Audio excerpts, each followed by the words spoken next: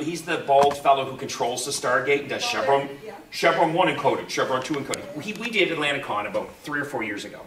So we were at the Glen Mill having a drink, and people are walking by, and Gary's very distinctive. Like if you know him, you know who he is right away as soon as you see him. So Gary and I are having a drink, and so people are walking by, and then finally someone gets brave enough to come and go, "Excuse me, are you from Stargate?" And Gary goes, "Yes, I am." And they're like, "Oh my God, I love that show." And people love Stargate. It's like one of those shows that's just a fun show to watch. So people are like, "Oh my God, you know, can I have my picture with you?" And they were like, "Sure." You know, the people had no idea there was a convention. They just think Gary Jones is hanging out in Corner Brook, right? So they're like, "Oh, can I get a picture?" So everybody starts getting pictures taken with them, which is awesome. You know, and it's like, sure. So there were these 2 young ladies, very tall, who were working one of those Molson Canadian givers, where you take money at the door for charity. So they walk over and they go, "What's going on?" And they said, "Oh, people want their picture taken with Gary. He's kind of famous." And they're like, "Oh, well, we should have our picture taken with him." And it's like, well, yeah, of course, why not? And that's good reason as any, right? So first woman stands beside Gary, gets her picture taken. Second woman goes up, stands beside Gary, and the first woman's futzing with her camera. And so the woman goes, "So, you were in Star Wars, were you?" And Gary goes, "No, I wasn't in Star Wars, I was in Stargate." And she goes, "Stargate? What's that?" He goes, "Well, kind of a successful program, 200-some episodes, you know. We're just waiting for DC to show up, so I'm just telling stories." So he said, you know, kind of successful, 200 episodes, you know, 20 countries. And she goes, "Oh, what channel is it on?" And he says, "Well, it's not on any channel anymore, it's in syndication." So she's like, "Oh, so it's not even being made anymore?" And he goes, "No, it's not being made anymore." And she goes, "Oh." Stands there for a second, she goes, "So you weren't even in Star Trek?" And he goes, "No, I was in Stargate." And she goes, "Oh, I don't need my picture taken with you," and walks away. So Gary turns to me and goes, "Did she just blow me off?" I'm like, "Oh yeah, Gary, she totally blew you off." And he goes, "Oh, wow." And I said, "No, listen to me, Gary. She did not want your picture taken with her. He goes, "Yeah, I get it." And I said, "No, listen, Gary, your picture was free, and her life is better with the absence of your photo." And he goes, "Yeah, Mike, I get it." I go, no, listen to me, Gary, seriously. All it would have cost her with stray electrons bouncing off your body into her camera, and she still didn't want it." And he's like, "Oh, yeah, I know." And I go, "No, Gary." I said, "Your photo is worth less than a saved game of Candy Crush that she doesn't even play anymore." And he's like, "F you, Mike." And I'm like, "Yeah, sure." So then the night goes on. We keep drinking our black horses and all that stuff. So the girls go to leave. So the girl who didn't want her photo taken turns to Gary and goes like this. Oh. Not this. This. And goes, "Live long and prosper." Oh. And Gary turns his head. It was like saying, "Gotta roll." And he goes, "It's live long and prosper." And he goes, "And it's Stargate, not effing Star Trek." So that's the story. But what happens is every time I do it, I take a picture of the whole audience giving the wrong symbol. And I send it to him. And every time I send it to him, I tell this story many times a year. He tells the same story when he does conventions, because it's one of our favorite stories.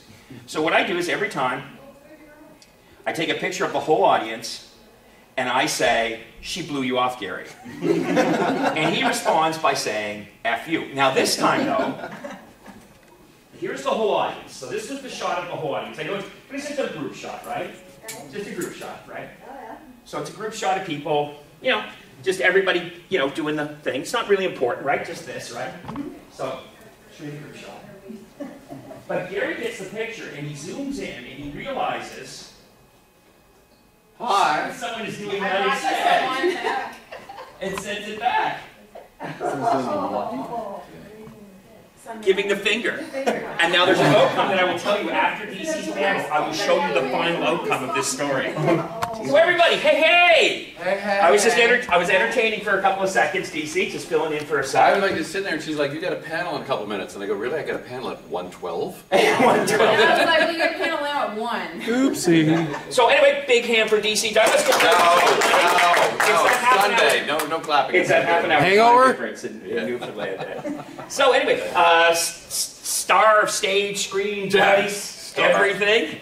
Anyway, so chance for us to ask some questions. It's a small group, which is great. So what we'll do is, I'm just going to ask DC a couple questions, get stormed up. Get me stormed up. That was last night. I might rain if it works. Just to ask some questions. So, welcome to Newfoundland. Did you have a good time? Yeah.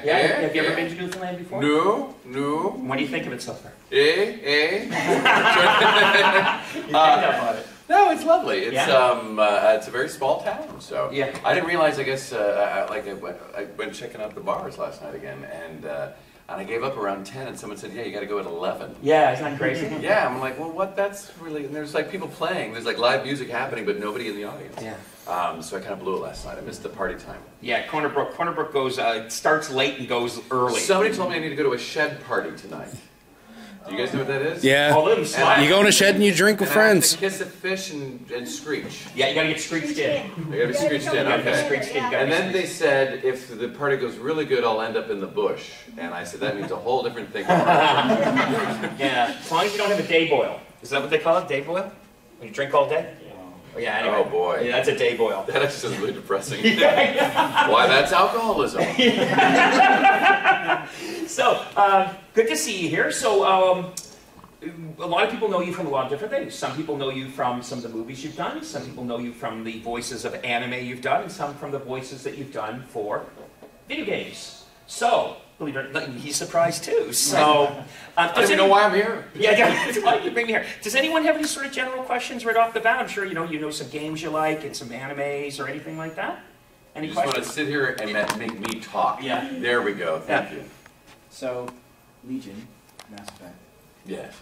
Do you have like a preferred, like when you're doing a video game like Mass Effect, where these kind of tree root spiraling stories going on from everywhere, do you have, as a voice actor, like a preferred line of dialogue and progression with your character that you perform? I prefer. You brought in the whole tree structure, but I don't know what that means for that. You just asked me what my favorite line is from a video game. No, like the story direction with your character. Oh, is there one of the tree branches that like yeah. more than the other? Here's the thing is, because they don't give us a script beforehand, so we don't really know what the hell is going on as we're reading it. So I don't know what is a branch for what. So like I'll get a line and I'll have 3 versions of that line to say, and they go off into the different directions, but I don't know what those directions are because then the next set will be a set of 3 or whatever. So, you know, unless you've got an amazing memory, and you know, 10 lines in, you can go, oh, I see number 3, that's where that branch is going. It's so rare. Only does it become apparent is when you get to, and this is what happened to me, is I get to this one page, and I'm like going, wait, am I dying? And I'm like, yes, and I'm like, well, that sucks. And they go, it's just one ending. And I'm like, okay. And then we get to the next ending, and I go, am I dying? Yes, you're dying. Come on! Didn't you mention, I think I overheard you saying to someone that there was a game that you said there was a secret ending where you live or something like that? You were mentioning... They're telling me it's a secret ending. I thought it was just one of the endings. There's and then the third one, spoiler alert, that supposedly there is one ending where I live.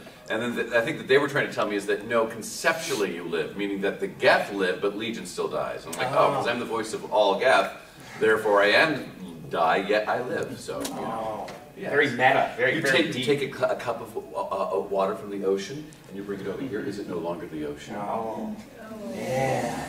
Deep. That's consciousness, people. That's all is one, and one is all. Deep, man. Any other questions or anything you'd like to ask? Do you have a favorite character you've ever done? I hate them all. No, well, shucks. Well, I love on-camera acting, so you're asking about voiceover, right? Anything. Anything? Of all the roles. Oh, well then, okay, well then, you know, I'm an actor, so anything where I get to be the star, I'm gonna love. So, unfortunately, they're all not necessarily, you know, big budget films. In fact, none of them are. The one I did recently, okay, I did a film called Apocalypse Kiss, you can find online. And that role was written as there's a little bit of an homage to Albert Wesker. So that I loved doing because it was also pleasing the fans. Also, it was the movie that inspired me to get into shape, because you see my butt in it. I'm a thick kid. I also masturbate in there, but anyway. But it's acting masturbation, not real. Isn't it always? Yeah. We should talk, because there's a whole world I'm going to introduce you to. It's just a little mess here. Anyway, so that was one, but the one that I really recently is called Isle of the Dead, and it's sometimes you can find it on Sci-Fi. I just hate that they named it that because there's a 30s movie with the same name. So when you try to look for it online, you either get the painting or you get the movie from the 30s, and it's hard to find this particular one. So the key to it is to either put my name in quotes in Isle of the Dead or Joey Lawrence in quotes. And it's like you're casting a zombie film. It's like you go, who do we want to put as the hero of this? Somebody that the zombie genre audience will just love and like, yes, finally. Joey Lawrence from Blossom. That's what we need in a zombie movie. He didn't say whoa, did he? No, he really should have. Yeah, he should. We missed a freaking good opportunity. But he didn't want The to. zombies all come out. Whoa! Joey's a little more sincere in respect, so there was no way to get him to, I think, to do that. But what's funny is I remember when he announced on his Twitter feed, and he's got like millions of followers or something. And I looked at his Twitter feed, and he calls them all angels, because there's a religious thing going on there. Oh, yeah? And so he announced he's in this zombie movie, and it was like 100 replies going, I love you, Joey, but there's no way I'm watching a zombie movie. You know, because it's Satan's work and stuff like that. Oh my God. And I'm just thinking about the people at the asylum, the production company. I'm like going, do you guys see how stupid it was to do this? I mean, Joey was great doing the role, but it's like, you know, you got to think about if you're doing it because you want to get more of an audience. You do it for people who go, oh my God, in a zombie movie, yes. It's like you don't put the exact opposite of person in that film. Sorry. Oh my God. Sorry. I pitched that movie to the asylum, so I've got a strong connection to it, and unfortunately, as you know, you hear about those Hollywood stories about like, well, I started with my baby and I ended up with this monster. Yeah. And it was a little bit of that, is that we pitched it for this Resident Evil thing. We had a script, I was working with these two writers that I really liked, one of them was going to direct, but they kept pushing production, they kept changing the script as we went. First they built it up saying we were going to have a huge budget, and so we had like, where I become Hulkish in the end, and like this great battle, it was like, awesome. And then like a week before they go, oh no, we don't have that budget, and you've got a quarter of that budget, everything gets cut, so instead I'm just like me with zombie makeup and kind of like tired through this fighting sequence. And then my friend couldn't direct it because they kept pushing production time, and then his wife had a baby, so then they gave us this other director who didn't know anything about Resident Evil, didn't care. Yeah. So all of those things, and then you're like, and they cast a woman who's really good, you know, beautiful and all that, but as my daughter, and she's like, you know, 15 years younger than me. It's like, that's a little weird. But my point being, I love the role because of the acting I get to do. I got to help craft my role in that film. And then even on set, because I was like an unspoken producer of it, I got to change my dialogue as I went. Because when I saw he started making cuts and things, I wanted to justify my character at least. At least that's the one thing I could control. So I kept like updating the dialogue, and I created like some really interesting phrases for the zombies too. Created this Latin phrase. Oh, I can't remember now. Anyway, watch it. My acting's really good in it. And you were also in another super fan favorite film from Asylum. Oh yes, some of my best acting is in that one. And it is? Sharknado 2. Sharknado 2. Dos. Yeah, I'm the one of two guys in a shark movie to get killed by an alligator. That's my claim to fame. I believe they got so popular, those movies? I mean, Well, that's why I actually had to the be in it. cheesiest things ever. Yeah, no, I know, because it's like, it's just like there are all their other like really cheesy films that they do, and it's like that just happened to be. That one just hit. Everybody just loved it. It was a Twitter hashtag, Yep. the lightning in a bottle moment for them, and so now they're writing it as. And the song, Sharknado. Yeah, the Sharknado song. It was funny because when Sharknado came out in Canada, Space Channel, which is the equivalent of Sci-Fi, I live tweeted through it. And the next morning they did a press release about it being their highest rated movie in history. And it was my tweet at the top. Nice. My life is now complete that I have seen Sharknado. At the top, like that. But yeah, and I've got the little pop Funko on my desk. Got the shark and the tornado. So I just love the absurdity of it. Yeah. And when you were filming it, did you sort of just go, "Oh, this is crazy"? Like, did you have that feeling? Well, no. Well, because here's the thing: is I've done like 7 asylum films, so I know how they work. Oh, yeah. And they work. It's basically by the the hair of your chin, the seat of your belt, something around. You know what I'm trying to say? Yeah. And so it's like I knew that I was gonna fly in. It was just for a day. So, and here's the thing: is I paid to be in the movie. When you think about it, because they were only doing local hires in Buffalo. But I kept bugging him saying I want it, and he goes, well, there's this one segment. If you want it, it's more than a tiny role, because all the tiny roles were all cameos of names. I'm not a name. And he goes, but there is this one that you could do. He goes, you just have to get yourself to Buffalo. And I go, yeah, great, I'll do it. When? And he goes, this weekend. I'm like, I'm at a con. So I did a half a day at the, I did 1 day at the con, flew myself to Buffalo, put myself, got a rent-a-car, went to set, got into costume. They only had half the costume. They didn't have gloves for me. And I was like, we're sewer workers with no gloves. So we're walking, and then we have to get into this cold water. It's Buffalo in winter, March. And I'm wearing like these waders that get, because we have to run, and then I get splashed water in, but it's like the turnaround is like, okay, we're going again. So there's no time to get all the way out of the water, empty out your waders, and then start again. They just didn't give you time. So by the time they get to the take of me running, I'm filled with water, running on slippery rocks in this water. So I'm like going, so it was really pathetic. But it actually serves the comedy of it, so that was all right.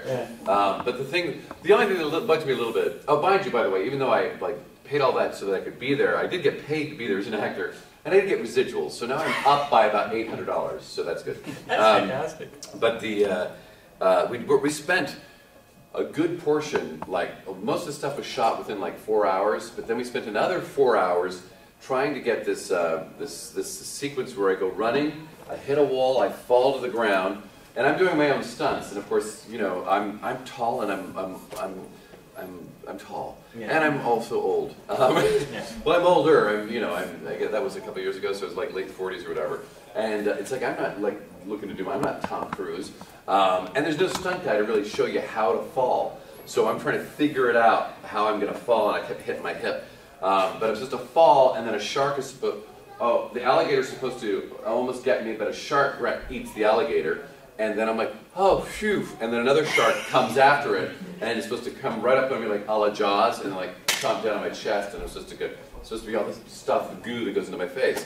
So we spent 4 hours coordinating me, the running and the falling and all of that, and then they get the thing where I'm laying down in water, freezing cold water, and they've got the goo, which is freezing cold, in this cannon that they're now pressurizing to then shoot at my face. And he goes, well, and they go, now, are you okay with us hitting you in the face? It's going to feel like someone's punching you. And I'm like, I don't want someone punching me. They go, well, maybe we can aim at your chest. And I go, that's good. And then the guys, like they're talking among themselves, and they go, yeah, we're gonna pad you because we're not sure how hard this is gonna hit you. I mean, this is asylum for you. Like any sane actor would go, no, forget it. Yeah. But I'm like, anything for the movie, man. Yeah. This is Sharknado, and I want this to be an amazing death scene. Like they stuff it and all that, and it's like getting ready, and everyone's like, "You okay, DC? You okay?" And the machine's going, and he's got the thing, and they go, "Ready!" And it's really loud, and he's like, "And action!" They go, and he goes. Doesn't even make it into frame. And so they gotta reload the goo, and they're gonna go, maybe we can up the pressure a little bit. Now I'm like, oh god, it's like maybe they've got like this thing that's like it's either at 0 or at 40. You don't know. So they're like, they crank it up again, the whole thing again, 3, 2, 1, boom! And, and then they go, he takes it in his hand, he goes, keep rolling. And he goes, at my face. Whatever works, man. And they never used it. Oh!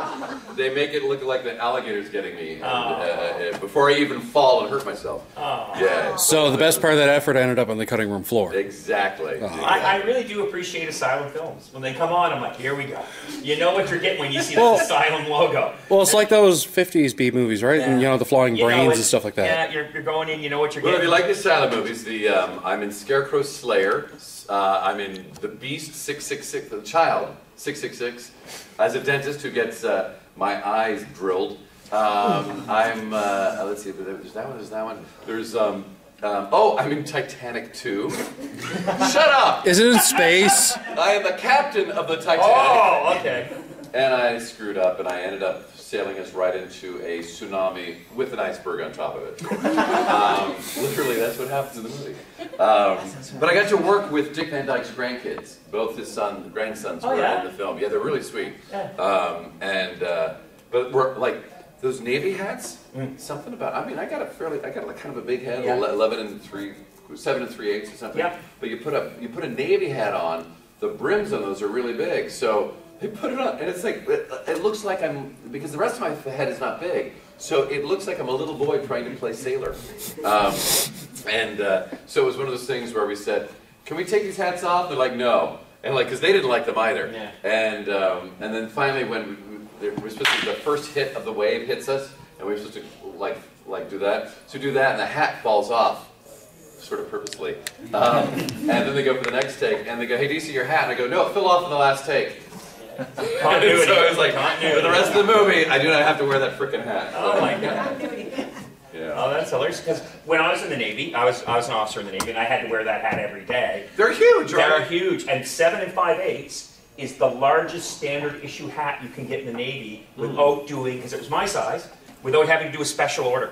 So if you had a head bigger than a 7 5/8, they had to do a special order to give you a special hat. And we had a guy who had an 8. And then you're top heavy walking around on the ship. like, whoa, like that, right? Oh my God. So okay, so that's cool. I'm really enjoying this. So what about let's switch back over to video games. All right. So you have an extraordinarily famous character in your repertoire, as they say in Spanish. So Albert. It's Spanish. That's not French. Quiet. Albert. You're Albert. And how's it feel to be him? How's it feel to be him? Is this live? Yes, it is. Gotcha. Albert Wesker. 7 minutes. 7 minutes is all I can spare to play with you. Does anybody here, by the way, know this character? Okay, there's like one guy in the audience. So that wasn't that thrilling for you. I'm sorry. So yeah, Albert Wesker, been doing it for 10 years, 7 games, but only in one main game. Yeah. Because I die in it, which is what's so funny. It's like I did Umbrella Chronicles, and they brought me back for Resident Evil 5, and then I'm like, it's all about my character, and then I die, and I'm like, hey guys, thanks so much for bringing me in for the hugest franchise of my life, only to kill me. And they said, well, you know, it's Capcom, you never know. Yeah. And they were right. It's like I kept coming back for all these little side games and things. So I've done 7 games. Umbrella Corps came out last year. You don't see me, but you hear me. And then they say the game is canon. So I thought I'd die, but I'm in this game. So, and then there's an allusion at the end of RE7 to, which just came out, to Umbrella Corps. So, oh, you know the game too. All right. I have it. I still So gotta we're play not it. quite sure what any of this means. I'll never know until they put me in a game and then they call me and hire me. So, do you know? Is Albert Wesker alive? You don't work for Capcom? Yeah. It works for Konami. Konami. Super code. Oh wow. Yeah, that's a great game. So people often, and I've heard it in the other Q&As we've done, that they look at the video games sort of being parallel to anime. So how did your voice work? How did you end up in anime? Well, it's funny, most of my anime is actually video game Japanese RPGs, which I thought were anime because I kept getting invited to anime cons, and then somebody said, no, you've really not done very much anime. Because I did some anime in let's see, the late 90s and then the early aughts, but it pays so badly. It's the least paying gig in voiceover. And so I basically asked them to stop bringing me in for that stuff. Until 10 years later, I'm doing these conventions, and I'm like going, why do I not have any anime? And so I've opted to start doing it again. So really the Resident Evil and the video game stuff happened first, and then I've done Gundam, Iron-Blooded Orphans. Anybody? No. Cyborg 009. I know nobody. I watched the original. What's that? I've seen the original. Oh, you have? Okay. Well, I'm in the new one. I play Professor. I got more reason to watch it. now. Basically a floating brain. Which is another one I just did recently. But I'm in One Piece and Naruto.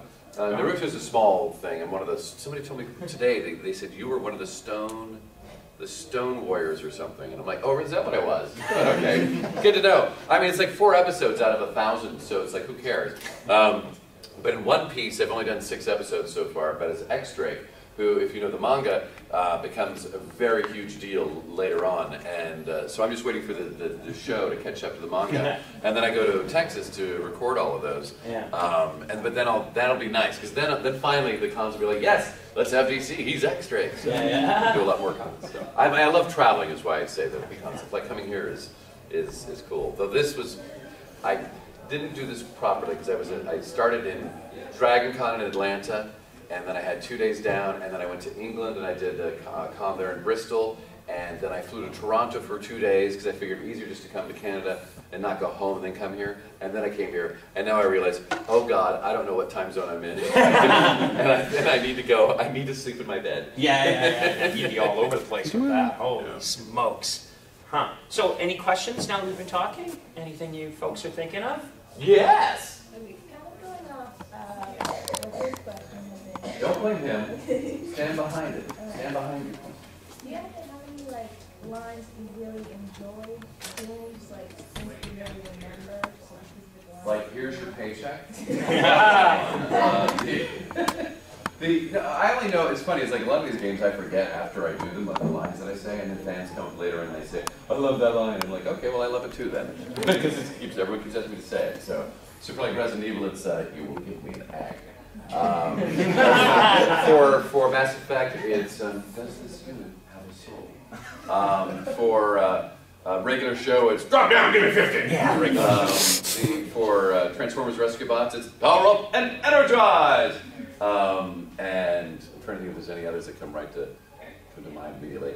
Pod 042 is always like anything starts with proposal. We will take our clothes off now. Which works great in the bar.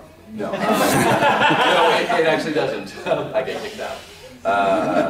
And Persona 5, that one is come into my castle, you mediocre peasants. So it's like, so they're not my favorite, they're fan favorites, and then I just learned to parrot them and be the trained monkey that you all love. Well, with Transformers, I believe it's that you've worked with two very interesting people. Oh, a lot of interesting people on that one, Yeah, like, tell us. Oh, well, and the original cast is, for our show, Transformers Rescue Bots, we did 4 seasons, and now there's a spin-off show that they've recast with non-union voice actors in New York. And I'm not bitter. But no, I love doing that show for 4 years. But on the cast, our cast was amazing. We had Maurice LaMarche, Peeking the Brain, anybody? We had Jason Marsden. We had Steve Bloom. We had, these are like of people that you would know. The show gave a start to Shannon McCain and Amari Williams, who you're going to hear a lot more from. But then we also had Mark Hamill as our uncle. We had LeVar Burton as the scientist of the show. We had Tim Curry as the evil doctor that we all would fight against. Alex Kingston came in as one of as a guest bot in our last season. And so I mean, we had some like amazing people. That's incredible. Yeah. Yeah, that's when especially Mark Hamill. I was always a huge fan of Mark Hamill, and then he kind of dropped off my radar for a while after, the last of the Star Wars films. And then when I knew he was a comic book fan, but then when I heard about all the voices he was doing, I was like, what? And now talk about that though, because that's something you brought up the other day I found really super interesting, about when people would approach you, or when people say to you, I want to be a voiceover actor.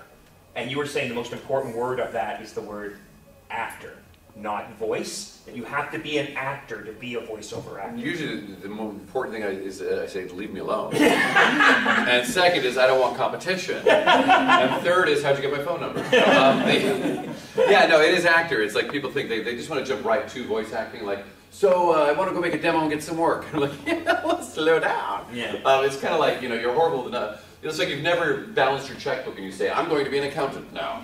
Yeah. You got to get a background to that, and you just don't go to accounting school. First, you got to go, well, do you know math well? So you need to know math first, and then you go to accounting school. And that's the same thing with voice acting. Acting is the first part of it. So you want to take acting classes and improv classes so you can build characters and whatnot. And then from there, you find a voiceover class. And then after that, there's a myriad of ways that you can go pursue a career and types of careers that you can have. So my career is very different from Steve Bloom's career, or Amari Williams' career. Amari's doing more promos and stuff like that these days.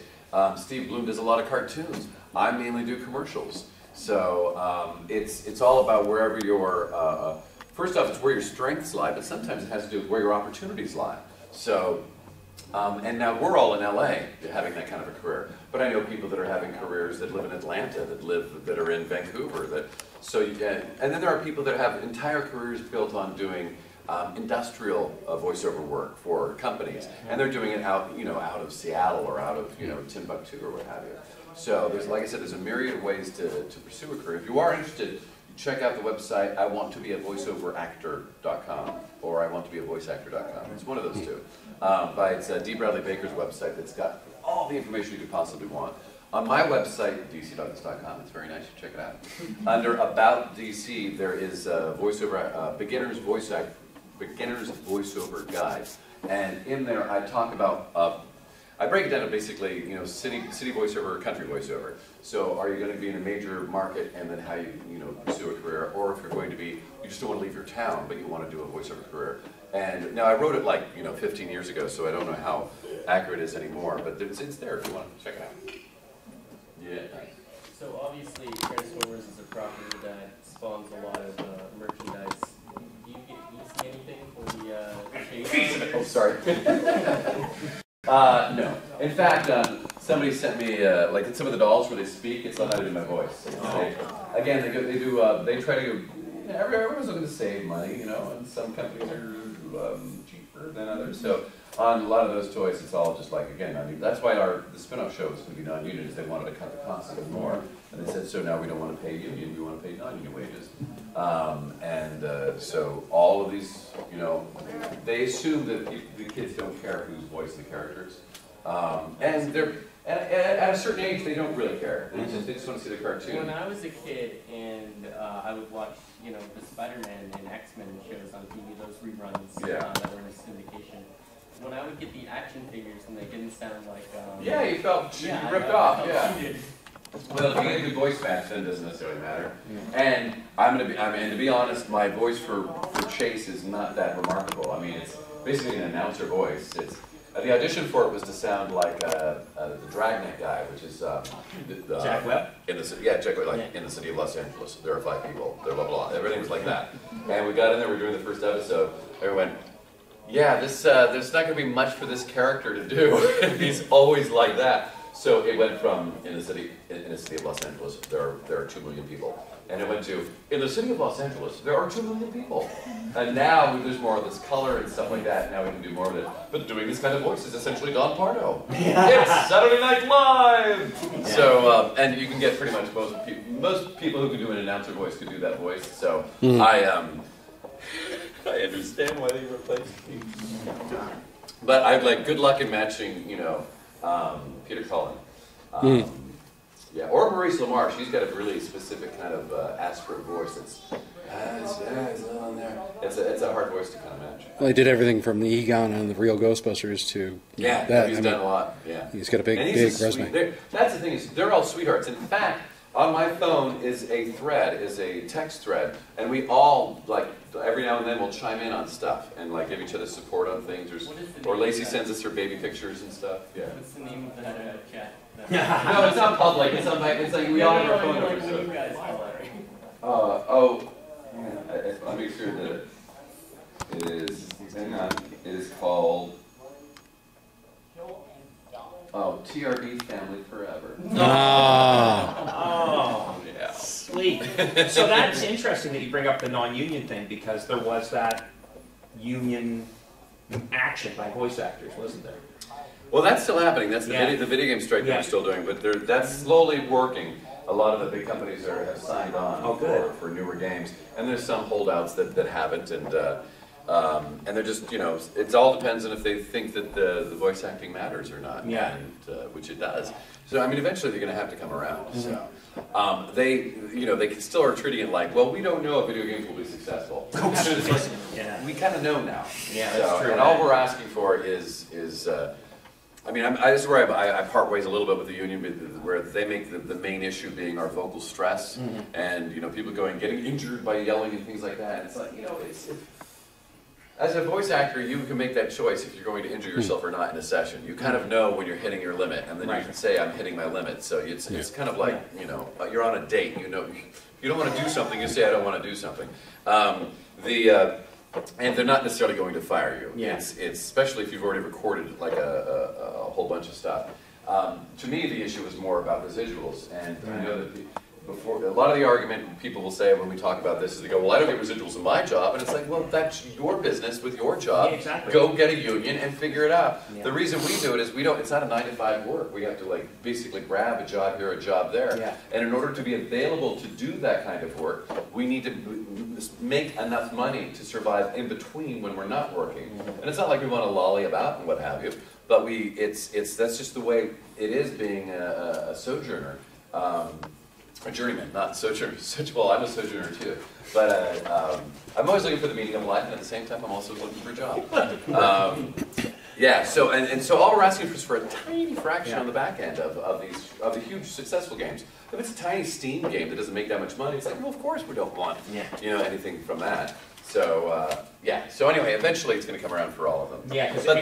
But this cartoon thing, this is just a thing that's happening in the business where some of these companies they just want to cut costs wherever they can, and a part of it's expensive. Because a couple of years ago we had Erin Fitzgerald here, and she does Monster High and all those things like that. So I stayed in touch with her, and so I was following the whole Voices Matter sort of thing online.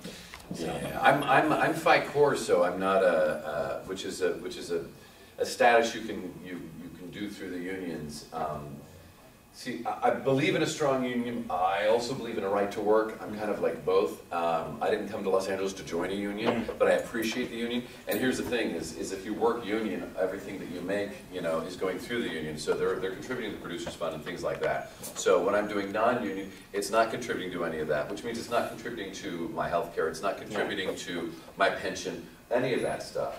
And those jobs that I do that are non-union, they're the jobs that would never be union anyway because they're so small in what they're doing. These Japanese RPGs, for instance, that kind of stuff, a lot of those are non-union. But now because of this video game strike, now whenever it's one of those jobs, I'm getting offered for one of the jobs, I have to look up and I go, is that company on that list? If they're on the list, then I won't do the job. Yeah, understood, yeah. So, yeah. So just like I could have done the Rescue Bots non-union version. In fact, they said, do you want to keep doing Chase? And they'll record you remotely. And it's like, well, I now have a whole cast that I'm part of, and if I were to do that, then it's like, where is the allegiance to That's right, yeah. to our team?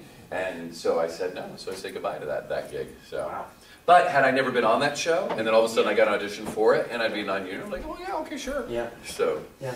Any other questions from the audience? Yes, sir.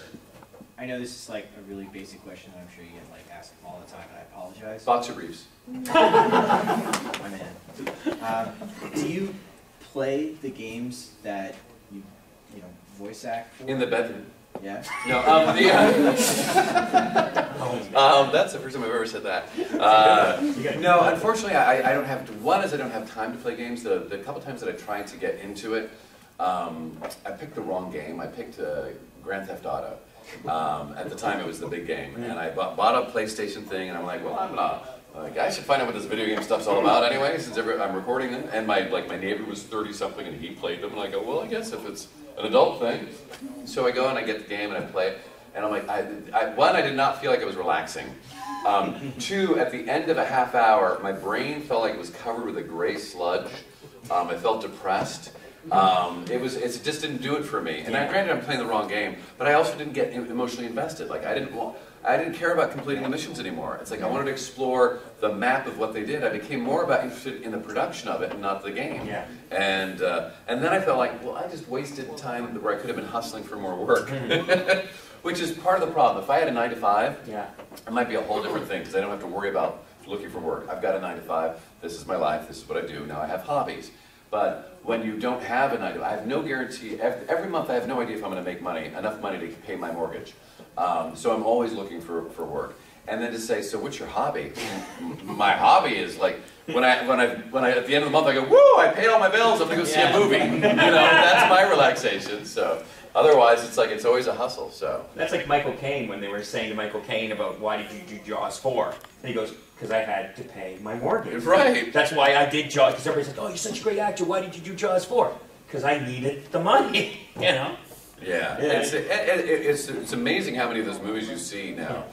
You can find you see them more now than you used to, but like these really great actors, and they're like doing some crappy movie, and you're like going, why are you doing it? It's like, well, they're being paid. It's like, and they've got bills, and they want to live a certain lifestyle and all of that. And if it doesn't hurt their career, which in these days that doesn't. It used to be that it did, but now it doesn't. So it's just like, oh, they were in a crappy movie. My kids, I know they watch it just to make me angry. That Adam Sandler film where he's a man and a woman. Oh, Jack and Jill. Which I despise that film, and they put it on just to make me angry. And it's got Robert De Niro in it. No, Al Pacino. Al Pacino. Oh, really? Playing himself. And I'm watching it, and he's playing himself. And he does a Dunkin' Donut commercial for Al Pacino's cappuccino.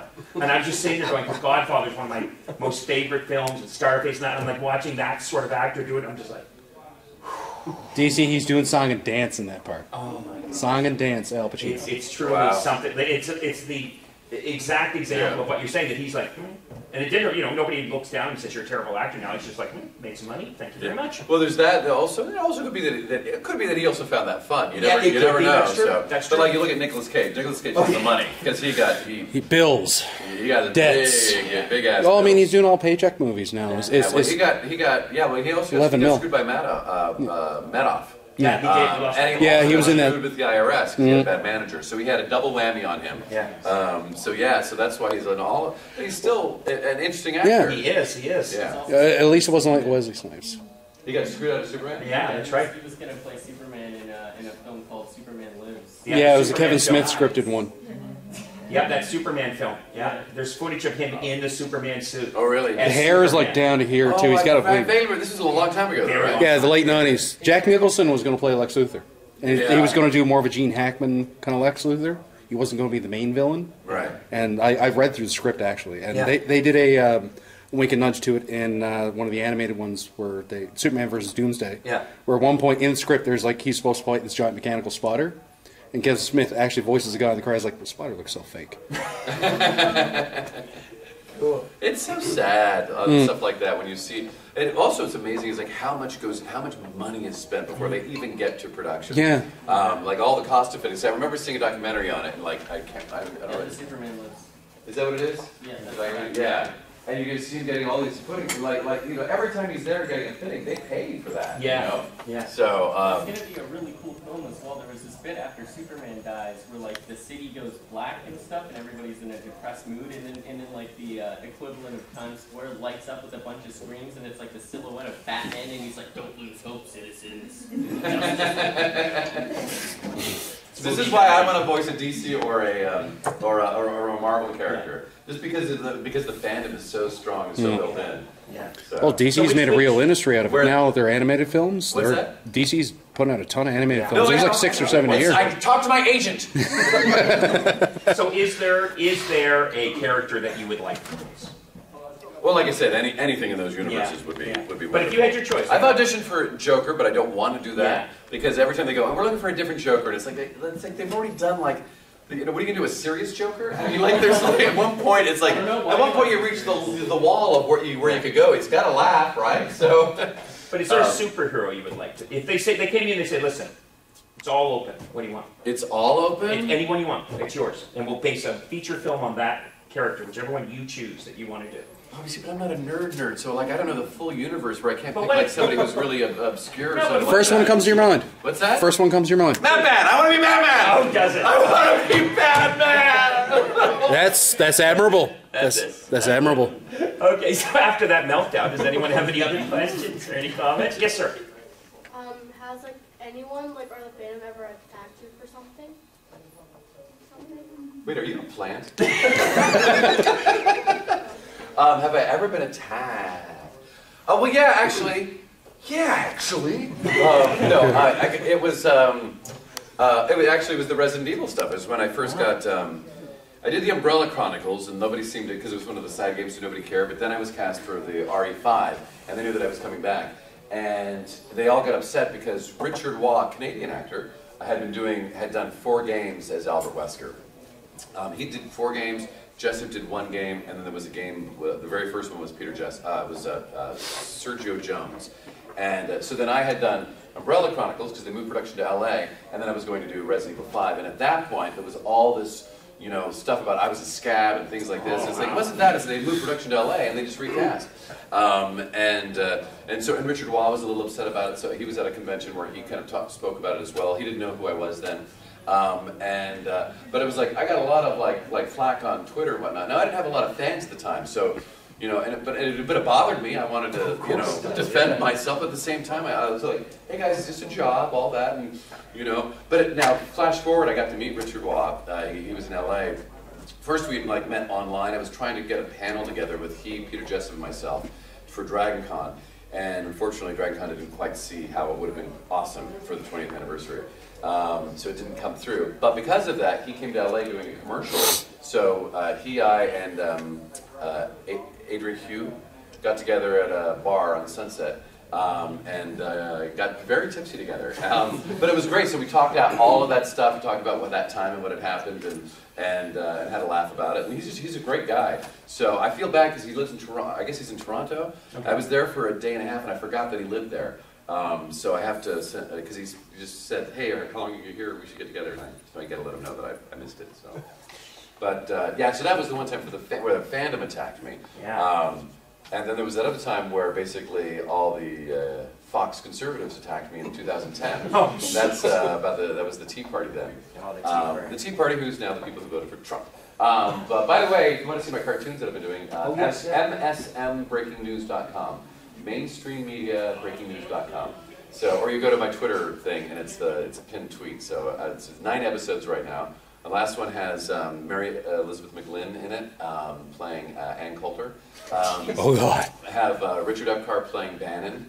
I'm trying to think who else is in there. Oh shoot, what's his name? Oh my God, epic voiceover guy. Does the epic trailers or? Oh yeah. He's freaking talented. He does Obama in it. He's actually in the previous episode where he does Dennis Rodman. Dennis Rodman and Kim anyway, so you should check out these episodes. They're very funny. And when I get back to LA and I get rested, I'm going to do the next episode. And now I've got a list of all these voice actors that want to be in it. Because I was doing all the voices before, and I'm not that talented. But I've got Quentin Flynn on the list. Who Wants to Be One? Steve Bloom is on the list. So I'm going to try to work these guys into future episodes. Fantastic. Oh, but the Tea Party thing, if you're curious about that, all you have to do is look up, and put them in quotes, DC Douglas and Tea Party PSA. And you'll find my video that kind of encapsulates that insane year where I was breaking news on Fox News. That's wild. It's stupid, is what it was. Well, that sounds like a good point to end our session. Make sure you find DC online at DC Douglas. DCDouglas.com or DC_Douglas on Twitter, or MRDC Douglas on Instagram and Facebook. And I highly recommend Twitter because I follow him and it's always entertaining. So, big hand for DC. Thank you very much. So folks, so there's another panel just starting in a few minutes, and then an hour after that will be the costume contest.